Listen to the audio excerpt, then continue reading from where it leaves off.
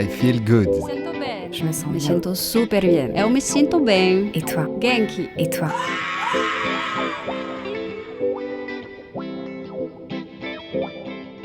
I Feel Good, le podcast qui vous veut du bien, vous donne un éclairage sur le grand éventail des activités de bien-être, développement personnel et spirituel et autres initiatives inspirantes. Ce podcast vous est présenté par Armelle Béraudy. Musique originale, Florence Bonnardel. Bonjour à toutes et à tous. Aujourd'hui, j'accueille Charlotte Trousseau.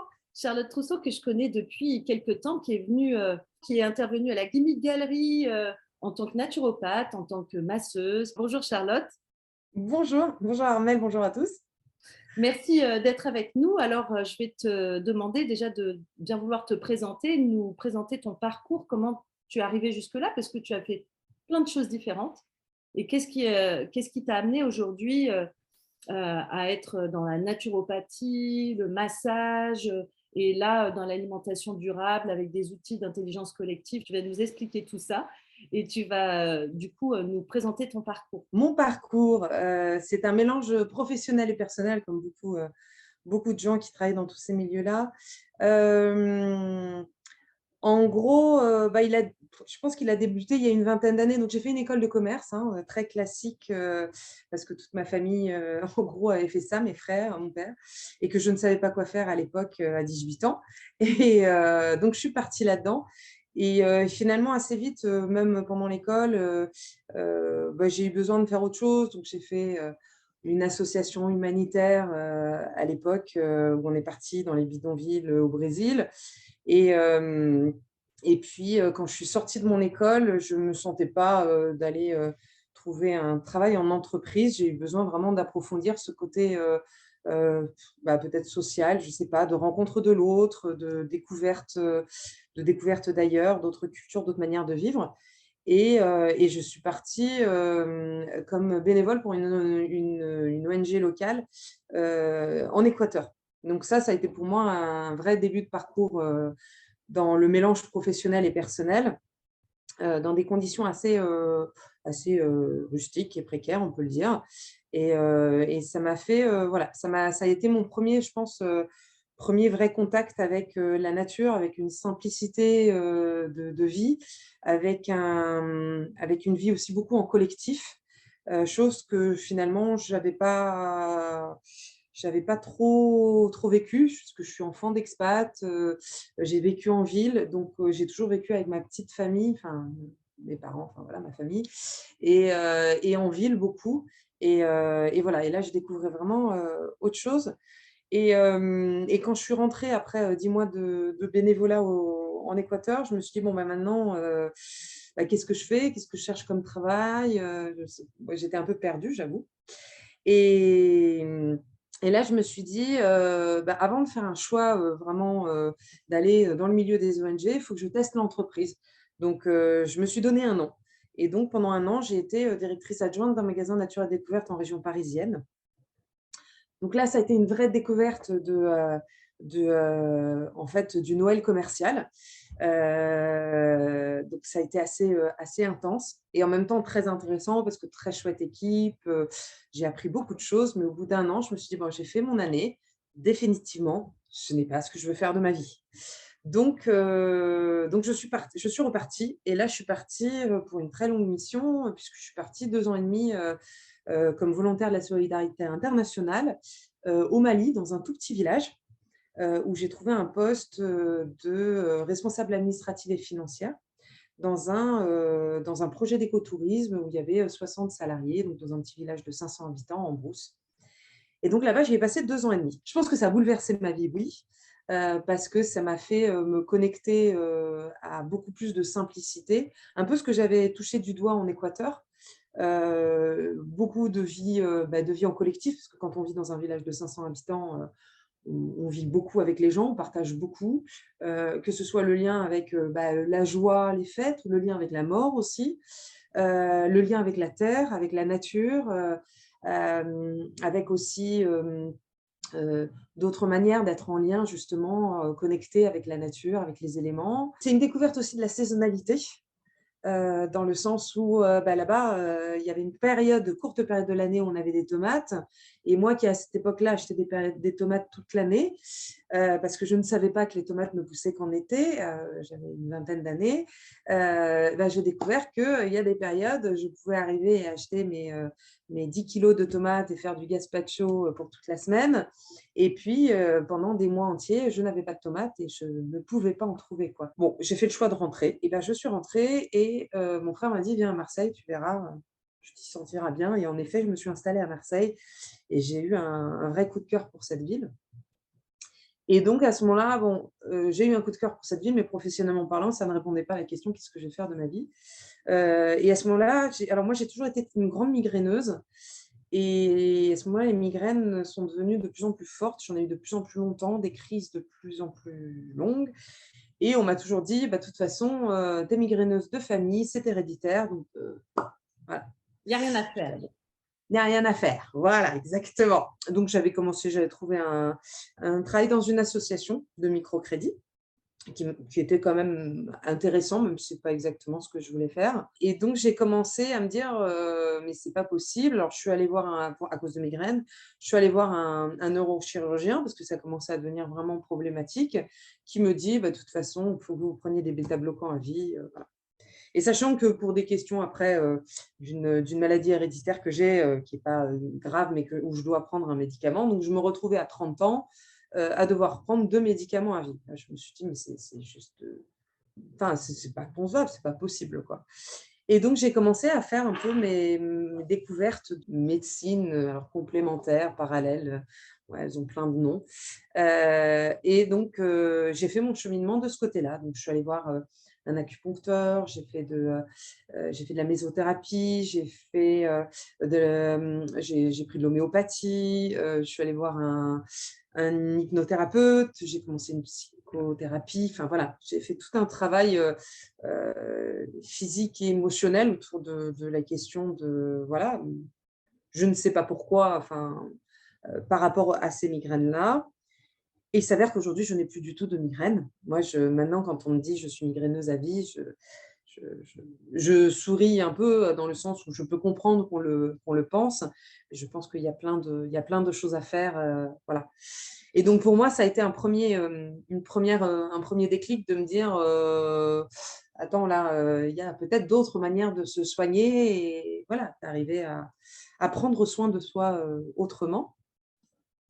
Et donc voilà, je continue, mon cheminement, et donc je trouve un poste comme, je voulais aller dans la formation parce que la transmission, c'est toujours quelque chose qui m'a beaucoup intéressée dans tous mes postes, même en tant que, responsable administrative. J'avais toujours des équipes que je devais former et donc je me suis dit: «Bah, qu'est-ce qui m'intéresse dans ces boulots-là?» Je dis: «Bah, finalement, c'est beaucoup, la transmission».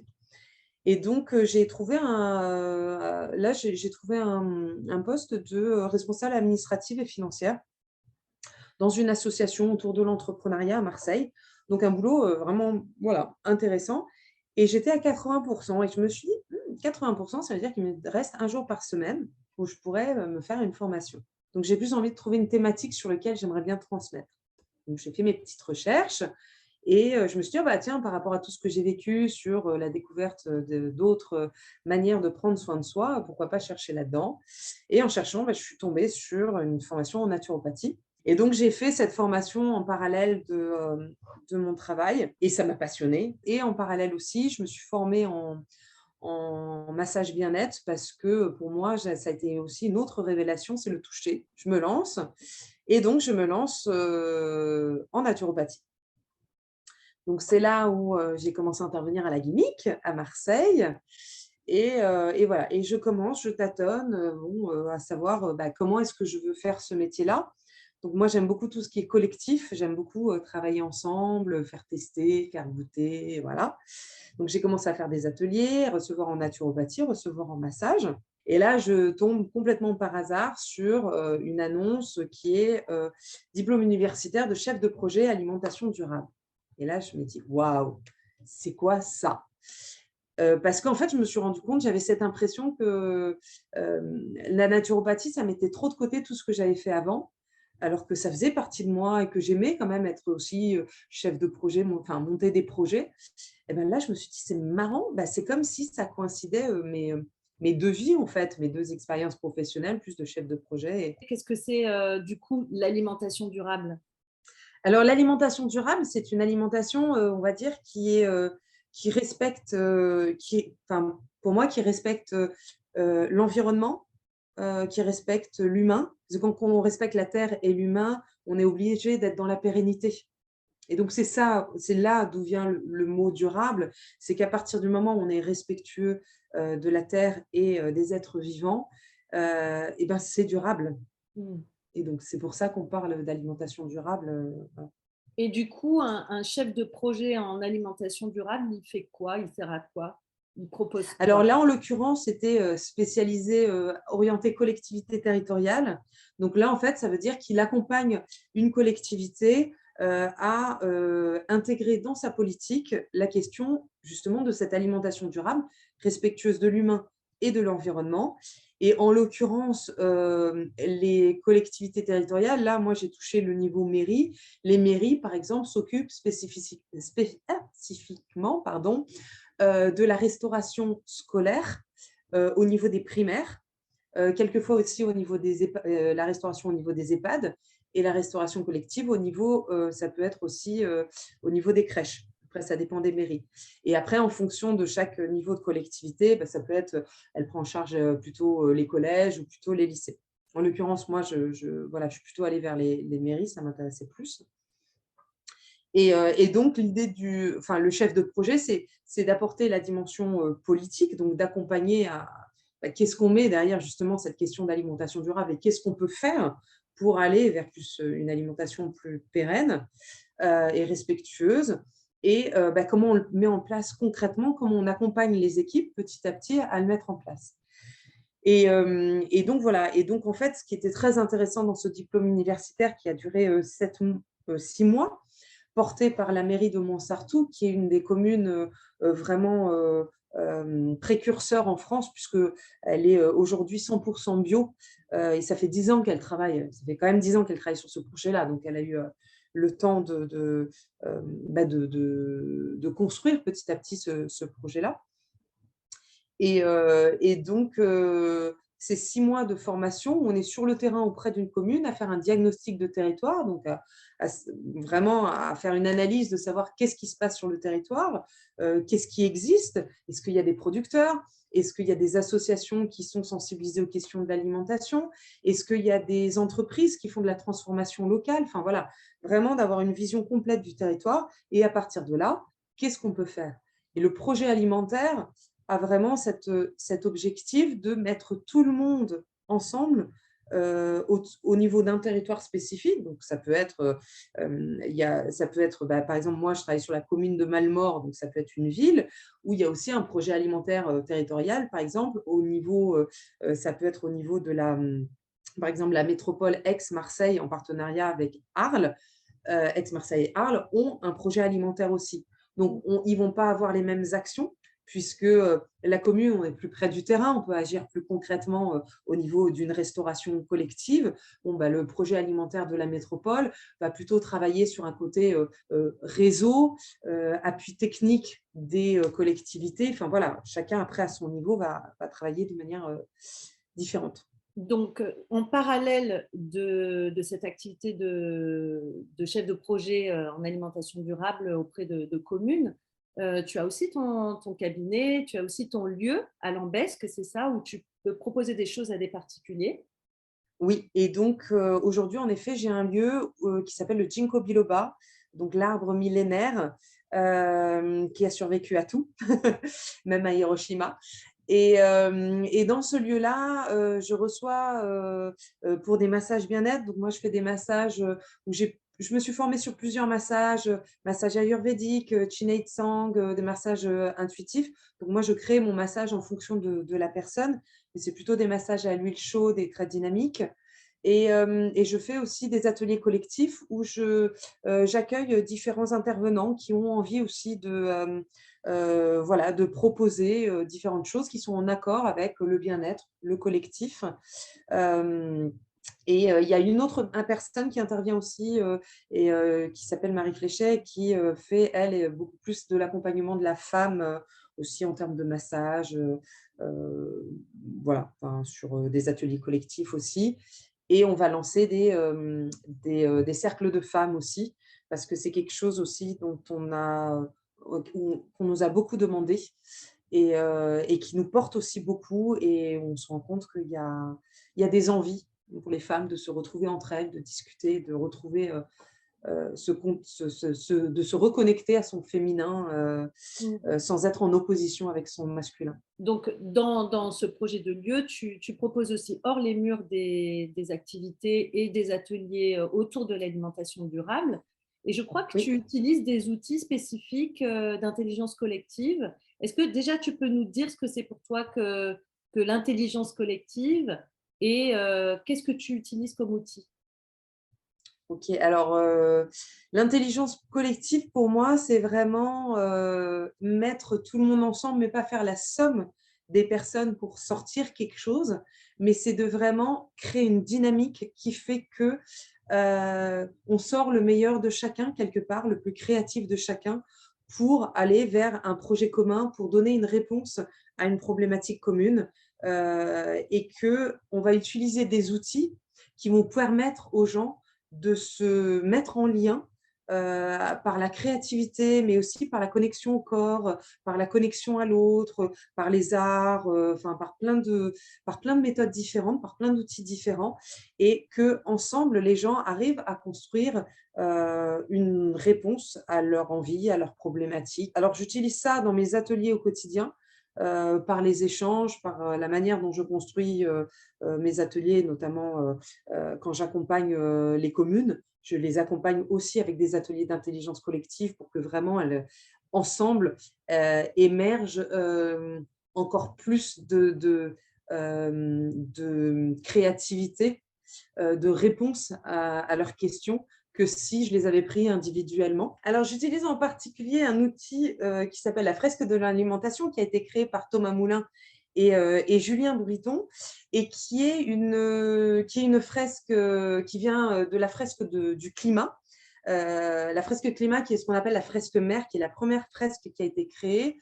Et de là ont été créées plein d'autres fresques, comme la fresque océane, la fresque du numérique, la fresque de l'agroalimentaire, enfin, voilà. C'est des outils d'intelligence collective, hein, Alors, c'est autour de des outils. thématiques particulières.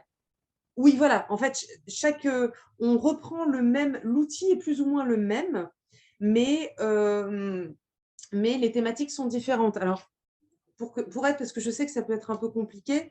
Alors, je t'ai apporté, voilà. Alors ça, on les voit pas très, très bien. Mais ça, c'est par exemple 2 cartes qui font partie du jeu de cartes avec lequel on travaille. Et en fait, toutes les fresques travaillent avec des jeux de cartes comme ça. D'un côté, une image, de l'autre, un texte avec des faits. En général, c'est des faits avec des chiffres très concrets. Et donc, en fait, ces fresques, on part, alors là, en l'occurrence, la fresque de l'alimentation, elle part de la consommation, c'est-à-dire ma consommation de poisson, ben, qu'est-ce qu'elle engendre? Et donc, un exemple, ben, OK, j'ai la consommation de poisson et je vais avoir le descriptif d'aujourd'hui, ben, quelle est la consommation de poisson en France aujourd'hui? Et ben, le fait qu'aujourd'hui, on consomme beaucoup de poissons oblige à quoi? Ah ben, il y a une carte qui va être, par exemple, aquaculture. Et ben, à faire de l'aquaculture parce que dans les océans, sinon, il y aurait déjà plus de poissons si aujourd'hui on chalutait tout ce dont on a besoin. L'aquaculture engendre quoi? L'utilisation d'antibiotiques, donc antibiorésistance, donc problématiques de santé. Donc en fait, ces fresques permettent de comprendre en fait les liens qu'il existe entre ces événements, ces chiffres, ces problématiques, on va dire, pour avoir une vraie compréhension, une compréhension globale d'une thématique.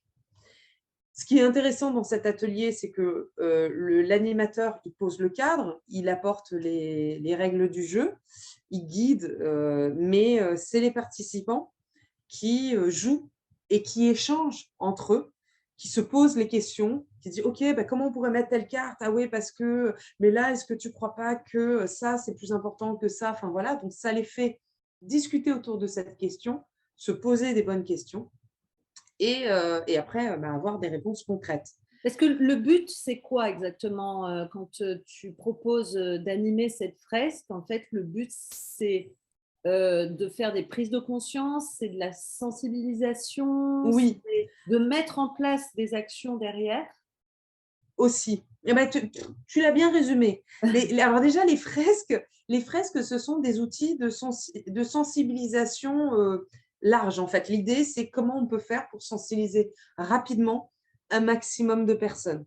Donc, on peut autant sensibiliser, on va dire, des individus comme toi et moi, enfin voilà, que sensibiliser dans le cadre professionnel.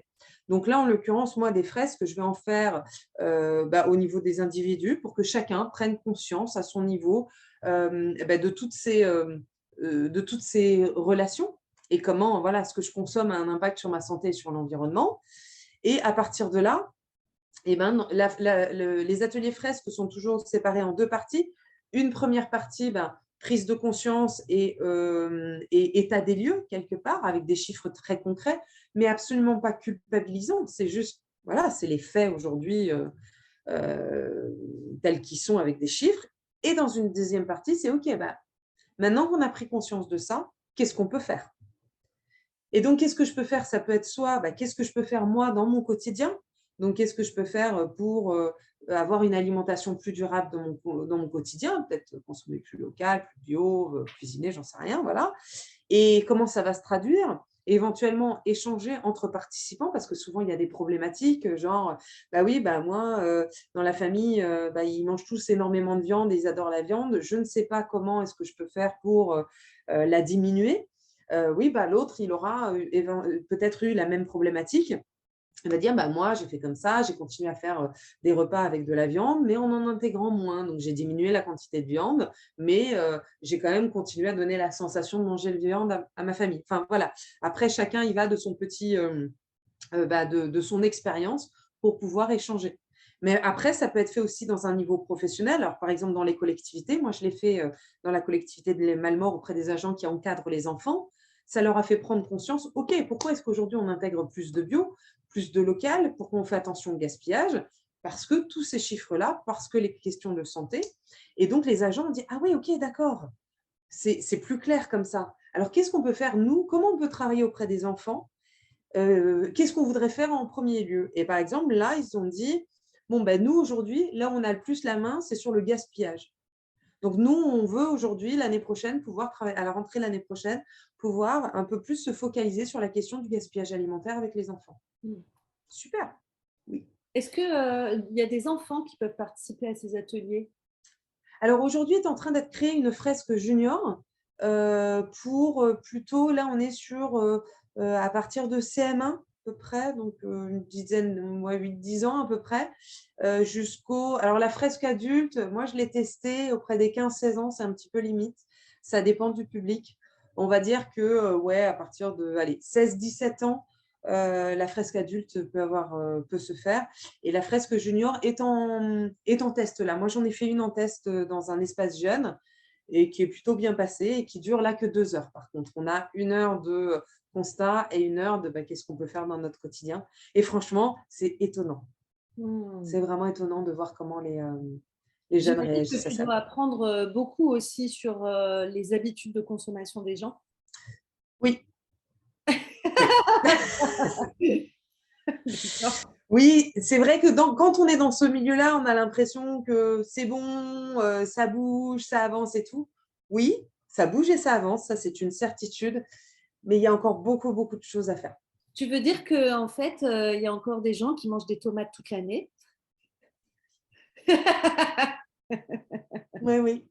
Encore des gens qui mangent des tomates toute l'année, il y a encore des gens qui mangent des danettes, il y a encore des gens qui, enfin voilà, il y a encore plein de choses que. Mais justement, en fait, ce que tu expliques, c'est surtout pas de culpabiliser Non, qui que ce soit d'avoir ce genre d'habitude de consommation, mais non, juste ouais. de comprendre quel impact ça peut avoir. Oui.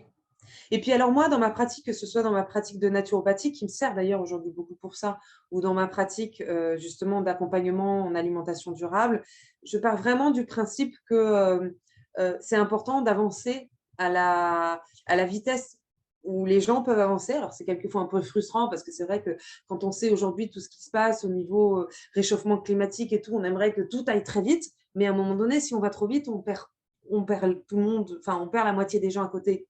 Alors que si on accompagne les gens à conscientiser, si on leur donne des solutions par rapport à eux, ce qu'ils sont capables de faire, je pense que ça peut faire des déclics qui peuvent aller beaucoup plus vite que de dire: «Ouais, il faut faire ci, il faut manger local, il faut manger que du bio, il faut arrêter les danettes». Moi, Oui, quand je parle danettes, je dis ça devient trop moralisateur au bout d'un moment. Les gens exactement, n'ont plus envie de suivre ce genre de c'est ça. concept, en fait. Donc moi, c'est plutôt, moi, je ne parle pas de passer au végétarien. Je parle à comment diversifier son alimentation. Comment de la rendre plus riche pour éventuellement, c'est pas supprimer la viande, tu vois? C'est, diminuer la viande et incorporer d'autres aliments nutritifs. Ça n'est pas supprimer tous les produits ultra transformés, bien que ça, ce soit l'idéal, mais je comprends qu'on ait envie de se faire un peu des petits plaisirs quelquefois de trucs où il y a, des ingrédients qui sont pas très voilà. Mais comment je vais remplacer? Comment je vais faire une cuisine au quotidien qui est facile à faire, qui est rapide à faire et qui n'est pas trop contraignante? Parce que c'est souvent ça aussi quand je retrouve les gens en atelier, ils me disent: «Oui, mais moi j'ai pas le temps, là je finis ma journée de boulot, je suis fatiguée, moi la cuisine ça me fait pas rêver, qu'est-ce que je peux faire?» Et c'est là où moi je cherche aussi, avec d'autres personnes, quelles solutions on peut donner pour répondre aux contraintes qu'on a aujourd'hui dans notre quotidien, quoi. Ce qui est important pour moi aujourd'hui et c'est pour ça que j'ai ces 2 activités-là qui sont, la partie plutôt, avec mon local où je fais beaucoup plus de massage, de lien avec le corps et la partie, beaucoup plus alimentation durable, c'est que pour moi, les 2 sont importants. J'utilise souvent, l'idée de la voiture, c'est que c'est aussi important, le carburant qu'on met dedans que la carrosserie. Si on ne prend pas soin de sa carrosserie et si on ne prend pas soin de son carburant, on ne peut pas avancer. Et donc, c'est autant important de prendre soin du corps, du lien au toucher, voilà, que de ce que je vais manger. Voilà, tout est en lien et c'est important alors, j'utilise ce mot souvent accompagner parce que j'ai pas envie d'imposer. C'est plutôt vraiment, voilà, donner un peu, voilà, donner des outils pour créer ce lien-là et que, les gens s'y retrouvent et se sentent bien, voilà, se sentent bien avec eux-mêmes et puis avec l'environnement qui nous entoure, quoi. Donc, merci beaucoup Charlotte pour ce partage. On peut donc te retrouver dans ton lieu au Ginkgo Biloba à Lambesc. On peut aussi te solliciter en entreprise pour des questions de cohésion d'équipe aussi, n'est-ce pas? Oui, tout à fait. Oui, c'est aussi, c'est quelque chose que j'aimerais mettre en place, qui est dans les entreprises où ils ont envie de mettre un moment, un petit peu, festif ou de partage, au sein d'une équipe. Ça peut être justement de faire une fresque de l'alimentation. Ça permet de joindre un peu l'utile à l'agréable, c'est-à-dire la sensibilisation à un moment donné où l'équipe se retrouve ensemble pour discuter ensemble autour d'un sujet commun et ça peut être même après, pour certaines entreprises, de mettre en place des petits projets, que ce soit de gaspillage, de recevoir des paniers dans l'entreprise, de créer un petit potager dans l'entreprise. Enfin voilà, ça permet vraiment de créer un projet commun et de créer du lien dans une entreprise. C'est vraiment intéressant. Ouais. Ok, super. Donc, en entreprise ou en collectivité ou peut-être pour des scolaires à terme quand tu auras la fresque Oui. junior. Voilà, merci beaucoup et puis à bientôt pour Merci à toi. faire le point peut-être sur le résultat de ces fresques et qu'est-ce que tu en as tiré, qu'est-ce qu'on en a tiré. Et j'espère Avec bientôt plaisir. aussi cette fresque à Montpellier. À bientôt. Avec grand plaisir. Merci beaucoup. Merci à toutes et à tous pour votre écoute. À bientôt dans une prochaine émission I Feel Good. Pour aller plus loin, rendez-vous sur la page Facebook de l'émission I Feel Good 888 ou sur mon site internet armelberodi.fr. Ce podcast est disponible sur vos plateformes préférées, Apple Podcast, Deezer, Spotify, Google Podcast, YouTube. Ces informations sont données à titre indicatif et ne se substituent à aucun conseil médical. Avant toute expérimentation, prenez l'avis de votre médecin.